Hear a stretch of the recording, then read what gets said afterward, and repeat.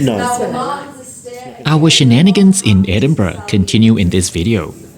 Now that we're all knackered and trying to recover from the wedding on day number 3, welcome to days number 4 and 5. And come along with me to see what we got up to.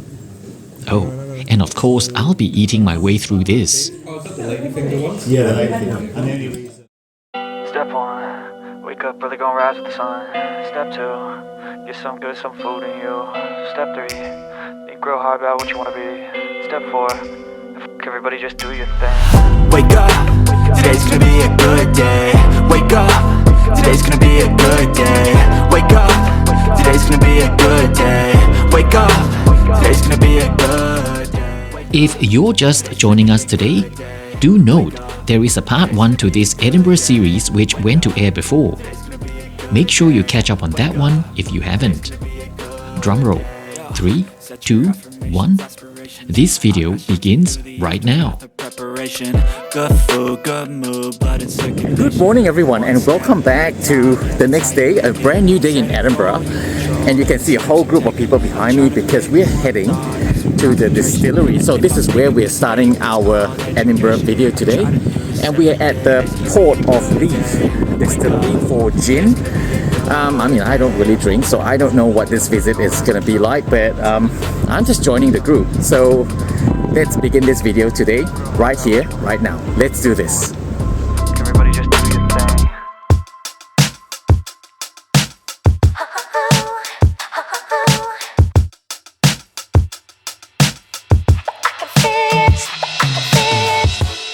If you're new to my channel, my name's Ryan. Born and bred in Singapore, I now call Australia home, and I create heaps of travel and food-related content. This trip sees us set foot in 5 countries over the course of 2.5 weeks. We stop in China for a first glimpse into an often misunderstood country. And then we set off to the UK, where we'd spend most of our time in Scotland as part of a wedding party. And what an eventful week that was!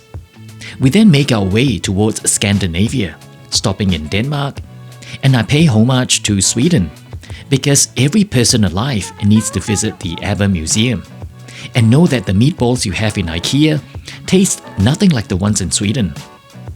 We make a brief stop in Finland, before heading back to the UK for our extremely long flight back home. This travel series will be filled with flight reports, destination vlogs, and a train journey thrown in for good measure. And these videos will be linked in the description as and when they're published. So make sure you hit the subscribe and the bell icon so you won't miss the next episode coming up.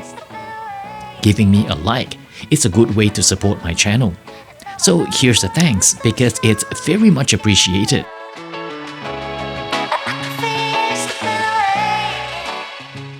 The capital of Scotland, Edinburgh, is UK's second most visited city as far as tourist inbound traffic is concerned.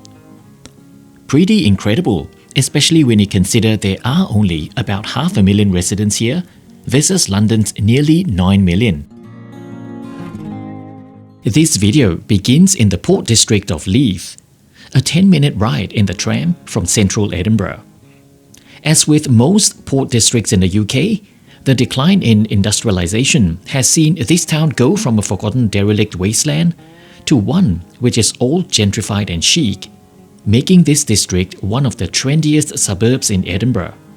And speaking of trendy, we pay a visit to a relatively new distillery located at the tip of what used to be a wharf front.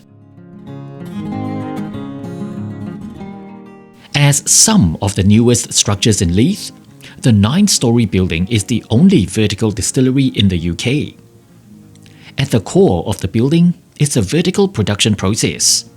Simply put, it begins with the grain milling at the top, leading to fermentation in the middle, then distillation at the bottom.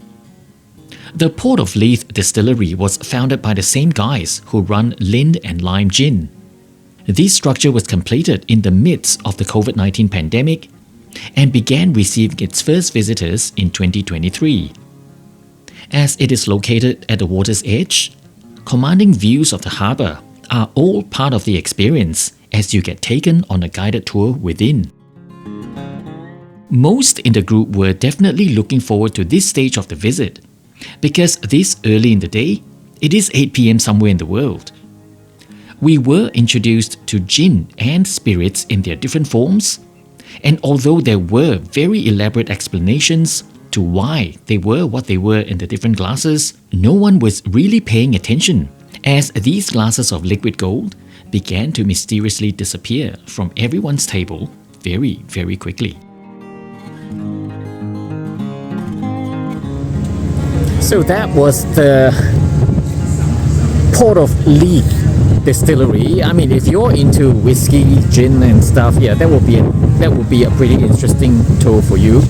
But I'm not a drinker, so I just kind of just flow through the whole thing. I'm not really absorbing anything. Even the tasting was it was alright, I suppose. Yes, I mean, so if you're into whiskey and its history and stuff, this distillery is a good place to come to.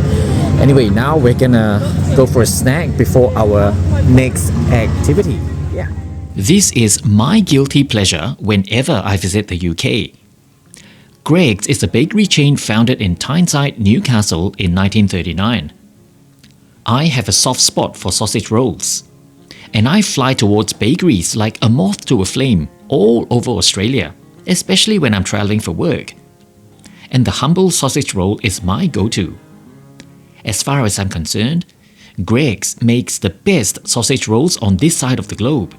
That fluffy, flaky pastry, and that filling of mysterious chemically tasting sausage filled with warm spices and who knows what other voodoo magic to keep me coming back. Yes, before we left Edinburgh for Denmark the next day, I made sure we stopped at Greggs in the city for another. You know, one for the road. Permanently berthed at the ocean terminal right here in Leith is the HMY Britannia, the former royal yacht of the British monarchy. She was in service from 1954 to 1997. Personally, I don't really care about the goings-on of the British royal family. This was underlined even more after the death of Princess Diana. Until I started watching The Crown on Netflix, I got hooked. Several historical pivotal moments of this series were depicted on board this very vessel. The arguments between Queen Elizabeth and Prince Philip, to the tense exchange between the Queen and Margaret Thatcher. I walked through parts of the yacht being transported back to those moments I watched on TV.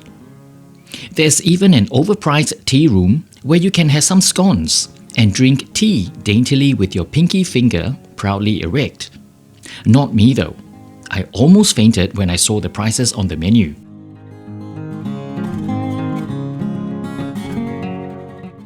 In 1994, the British government began floating the idea of decommissioning the HMY Britannia because it was becoming too expensive to maintain. Towards the end, in July 1997, in an ironic scenario, the Britannia's final overseas mission was ferrying Prince Charles and Hong Kong's last governor, Chris Patten, back to the UK after the handover of that territory back to the People's Republic of China. The Britannia was then officially retired in December of that year, after sailing over 1 million nautical miles to more than 600 ports in 135 countries during the course of 43 years in service. It now receives over 300,000 visitors a year right here in Leith. And that was the Royal Britannia. So we decided to come back to Edinburgh before heading back home to the Kirkhill estate. That's where we're staying. And we're gonna have dinner. Behind me is the Edinburgh street food. It seems pretty popular with the people who live here. And from the reviews that I've read, it looks like the food is pretty good. So there's only one way to find out. Let's go in there for dinner. Let's do this. Opened 7 days a week between 12 to 11 PM, according to official marketing spiels, Edinburgh street food is a bold and eclectic foodie's paradise filled with the best independent traders in Scotland.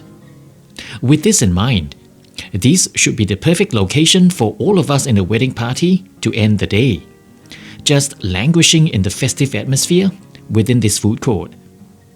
It was filled to the brim, loud, heaving with energy, all to the tune of live music jiving away in the background. My choice for dinner was from the Peruvian stall, and this is a serve of pork belly chicharron. This pork belly dish is found in various forms from Spain to other Spanish-speaking regions of the world through Latin America, southern United States, and the Philippines. The spicy marinade gives it that distinctive kick, and it's accompanied by a very pungent salsa verde, which really sent an intense tingle through my entire body. I'm sure every abuela and abuelita will approve of this firecracker of a sauce. Since we were all on holiday, no one was really on a diet, so it was deep-fried paradise for everyone. Chicken tenders, fried chicken, calamari, you name it.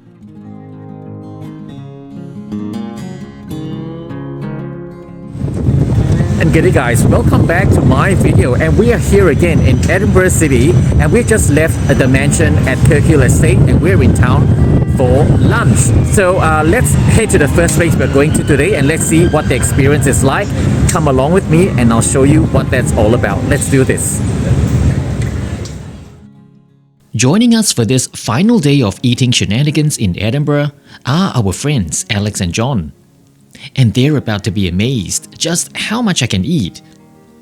The first place we walked into is, interestingly, a Canadian restaurant, which prides themselves in serving fresh food, big flavors, and big portions.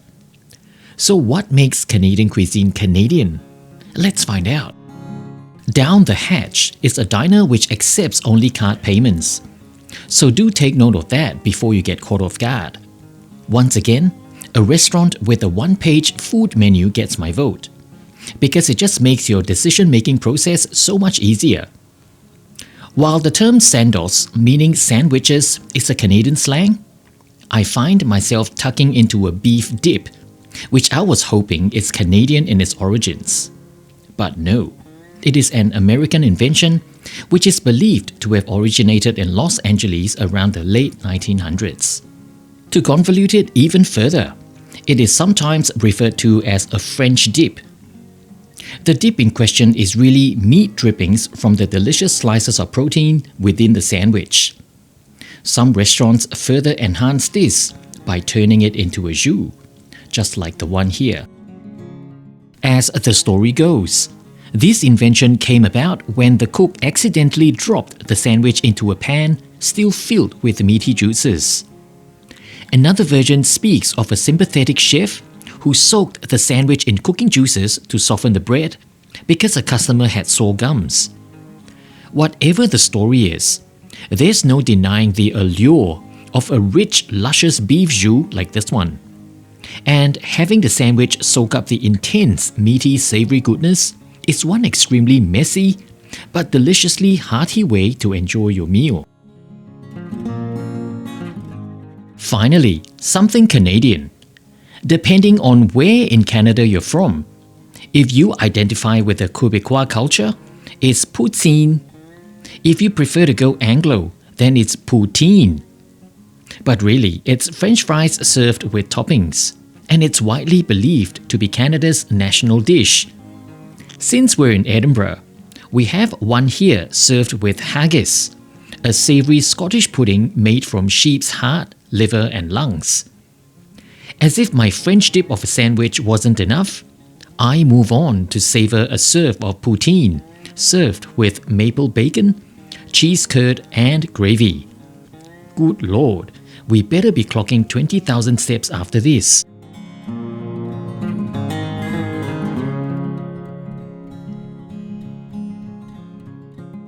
Our attempt at 20,000 steps came from darting from one shelter to another in the rain.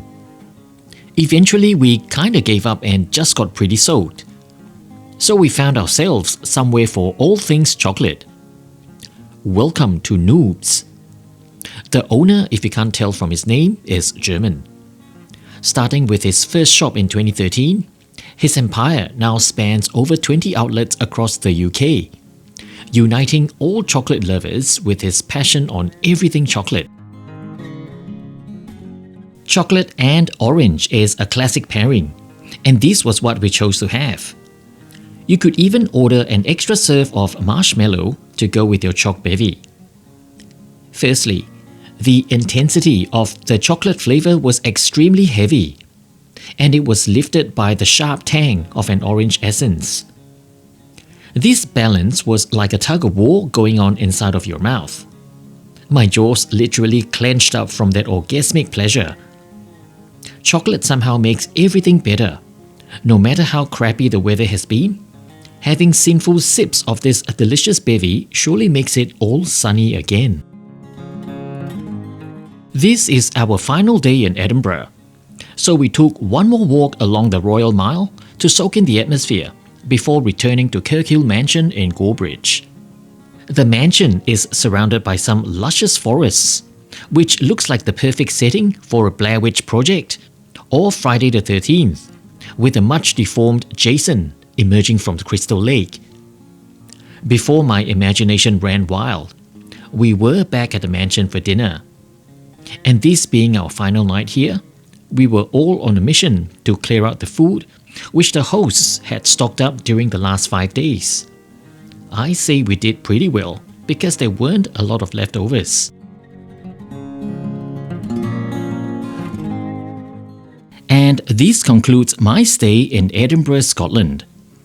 Every time I come to the UK and explore more of what's outside London, I develop a new appreciation for the United Kingdom. The beauty and scenery is unparalleled.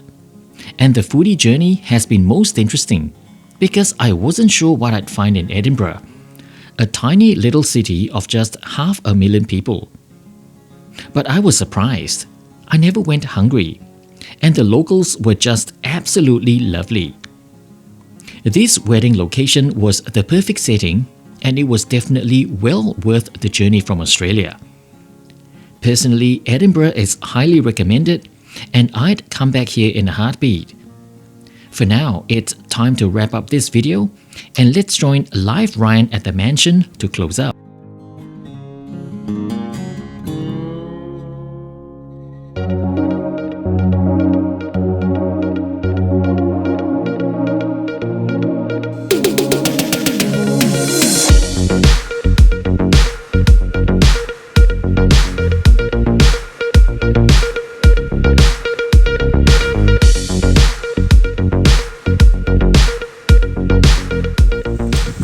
Well guys, this is the end of my stay here in Edinburgh, Scotland. I hope you've enjoyed the series that I put together for you, and do let me know in the comments if you'd like to visit Edinburgh after watching this video. Let me know in the comments because I am pretty eager to hear from you. So in the meantime, let me wish you good market, and don't forget to subscribe and hit the bell notification icon so you know every time when I'm here and I visit another exciting destination like here in Edinburgh, Scotland. Of course, don't forget to follow me on Instagram, hit me up there, chuck me a follow so you can actually see where am I traveling to in real time. So until the next time, I will see you around, and take care all of you. Bye.